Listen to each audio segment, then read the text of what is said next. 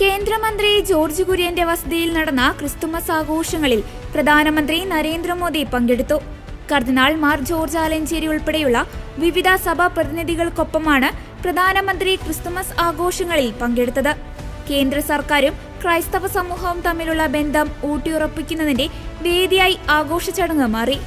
രാഷ്ട്രീയ, മത, സാംസ്കാരിക രംഗത്തെ പ്രമുഖർ ചടങ്ങിൽ പങ്കെടുത്തു. കേന്ദ്രമന്ത്രി ജോർജ് കുര്യന്റെ വസതിയിൽ നടന്ന ക്രിസ്മസ് ആഘോഷ ചടങ്ങിൽ പങ്കെടുക്കുന്നതിന്റെ ചിത്രങ്ങളും പ്രധാനമന്ത്രി നരേന്ദ്രമോദി എക്സിൽ പങ്കുവച്ചു.